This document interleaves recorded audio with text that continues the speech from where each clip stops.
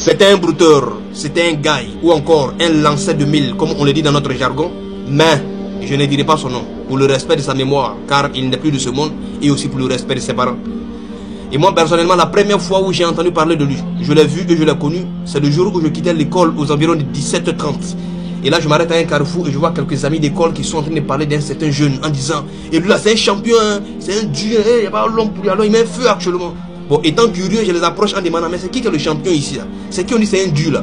Ils me disent: non, attends 2 minutes, il va voir quelqu'un sortir tout d'abord. Et quelques minutes plus tard, je vois un jeune homme là qui sort avec une BMW tout noir, 2 portières, avec des gouelles sur son cou. Je dis: ok, il n'y a pas de problème, je l'ai vu, mais il y a quoi? Vous dites c'est un garçon, expliquez-moi au moins. On me dit: ok, il n'y a pas de problème, chaque samedi, il faut venir dans tel maquis. Bon là, il confirme à chaque fois. Il peut acheter champagne pour tout le monde. Et lui, il peut acheter champagne 200 000, 300 000. Il verse sur son téléphone. Et puis ça va pas quelque part. Et puis il sortait avec toutes sortes de filles. Il alignait les filles là comme ça, une par une. Et quand il voit une fille, il dit: celle-là, je vais sortir avec elle. Il va faire tout possible que tu vas tomber dans son piège. Pourquoi? Parce qu'il arrivait à les influencer avec son argent. Automatiquement, moi, ça me fait une pique. Il dit: attends. Donc maintenant, on détermine la grandeur et la valeur d'un homme par sa capacité à commettre des bêtises. Subhanallah. En même temps, cela ne m'a pas étonné. Quand tu entends la parole du prophète sallallahu alayhi wa sallam disant que vers la fin des temps, le mal serait considéré comme du bien et le bien serait considéré comme du mal. Et dans tout ça, c'est une seule chose que moi j'appréciais chez lui. Je ne sais pas si je vais dire c'est une qualité ou quoi, parce que vu la provenance de son argent, mais en tout cas, il prenait bien soin de ses parents. Tout ce que ses parents lui demandaient, il donnait automatiquement. Et je ne sais pas si ses parents étaient conscients de ce que les enfants faisaient et de la provenance de l'argent de leur enfant, mais en tout cas, ils bouffaient beaucoup et ils avaient même grossi dans cet argent-là. Il n'avait qu'un seul grand frère qui refusait de prendre son argent car il estimait que l'argent provenait de quelque chose de haram. Lui, on l'appelait le moudia de la famille. On lui les temps compliqué parce que c'est quelqu'un qui était beaucoup accroché à son dîne et il n'aimait pas se mettre dans les bêtises. Et de temps en temps, il parlait à son petit frère pour qu'il arrête ce genre de pratique-là.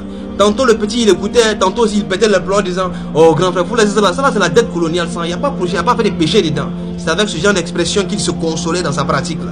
Et moi sincèrement, je ne sais pas réellement ce qu'il donnait à ces personnes là, ou bien ce qu'il les disait, ou bien s'il les bassait ou quoi, mais en tout cas il lui envoyait beaucoup d'argent. Il te parle des millions. En tout cas financièrement, le petit il était robot. Et comme le disaient certains, malgré le fait qu'il sortait avec une panoplie de filles, il avait sa go jazz comme on le dit, hein. Voilà, c'était une fille chrétienne avec qui il était beaucoup.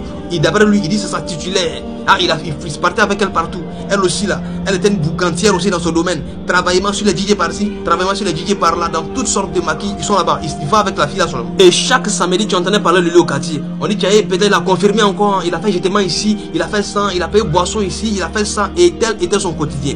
Promenade de maquis en maquis avec les filles, boisson par là, boisson par ici, fornication par là, telle était sa vie chaque jour, jusqu'à ce que la parole inchangeable et inchangée de notre Seigneur le rattrape.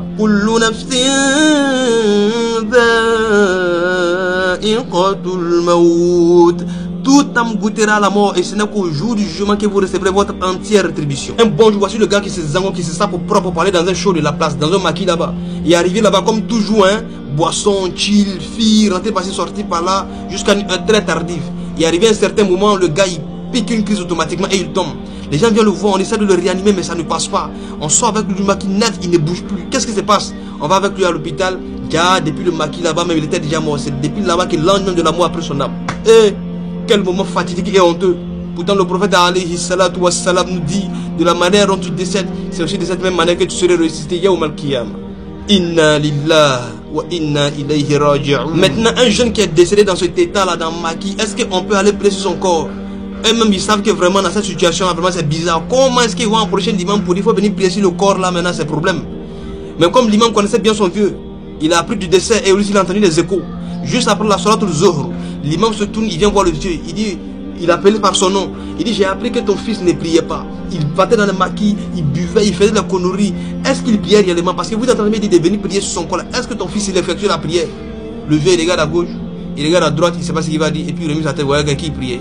Allahu Akbar. L'imam réitère encore ses propos à toute la mosquée pour dire: vous tous qui est ici, qui peut lever son doigt pour dire qu'il priait? Qui peut témoigner? Personne n'a témoigné, c'est une seule personne. Le gars qui s'est levé aussi là, quand il voit son visage, il dit que c'est un vrai varan même aussi. C'est même bon là. Le corps du jeune est déposé devant la mosquée. Ils sont en train de supplier l'imam de prier sur son corps. L'imam même parle au jeune. Il dit: ok, vous-même les jeunes qui êtes ses amis ici là, qui peut témoigner et lever son doigt pour dire qu'il priait? Je vous assure, personne n'a levé son doigt. Parce que qui va prendre péché ça là? Tu as dit qu'il priait, puis ils vont te poser, c'est toi qui as dit prier non? Tu vois, personne n'a levé son doigt. Allahu Akbar.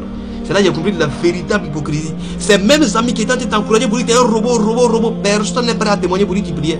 Et ils ont raison, tu ne priais pas. Si tu priais réellement, ils allaient le faire. Et ils n'ont pas envie de prendre ce genre de fardeau. Parce que tous ses grands-parents, ses connaissances savaient que lui là, c'était un bouton, on connaissait déjà sa vie. Donc il va venir payer son corps pour prendre péché de ça. Le grand frère même, il n'a même pas pu, il pleurait seulement. Il n'a même pas pu rester à Abidjan. Il a voyagé par le village pour aller passer quelques mois là-bas. Parce qu'il voulait même pas subir toute cette honte là. Combien de fois il a parlé au petit. Et puis ce qui faisait encore plus mal et honteux encore, c'est que tout le monde avait conscience que le gars il était mort dans de mauvais état. Le vieux maintenant avait conscience, il sait que son fils là, il lit avec le cauchemar qu'il faisait, tout son fils, c'était bizarre même. Quelqu'un qui est mort dans ma et puis on te dit que c'est ton corps quoi, tout ça. Et après on a appris que même sa go titulaire là, on dit elle a donné sa vie à Jésus. C'était une chrétienne. Voilà, après ça, elle-même faisait des cauchemars, elle a voulu tomber dans une dépression et après ça, là, elle s'est résignée, elle commence à partir à l'église maintenant, mais même là où c'est le problème, tant qu'il n'était pas musulman, koto. Par fini, même on l'a enterré, même en déprapara. Mais je vous assure, durant cet événement-là, beaucoup de parents ont pris conscience, hein. Beaucoup de parents ont pris conscience qu'ils ont vu ça là, chaque parent a appelé son enfant à la maison pour dire, attends, tu as vu ce qui s'est passé, non? Vous êtes dans vos bêtises que vous êtes en train de faire là. Ne priez pas, hein, vous allez voir. Ce jour-là, beaucoup de personnes ont pris conscience par certains broutaient un peu, ils priaient un peu. Bon, c'est quoi même tout ça? C'est quoi même cette vie-là même? En fait, parfois quand on parle de ça, les gens ils pensent que c'est parce qu'on n'a pas la capacité aussi de faire cette vie-là aussi, dans le brouter. Non, mais c'est parce qu'on se rappelle de ce verset-là. On a conscience qu'on va les rendre compte de chacun de nos actes. Et c'est pourquoi on fait des efforts. On n'est pas ici pour vivre éternellement. Il y a la vie ultime qui est là. Allah dit, vous aimez trop cette vie-là. Alors que l'au-delà est plus meilleur et durable. Pourquoi est-ce qu'on s'adonne à ce genre de situation? Prenons conscience en fait. On est en train de détruire notre vie. Voici des amis qui t'encourageaient dans les bêtises. Tout. Ouais, c'est un robot, c'est un garçon. Ouais, aujourd'hui, personne n'est prêt pour témoigner pour toi. Et qu'est-ce que tu vas dire?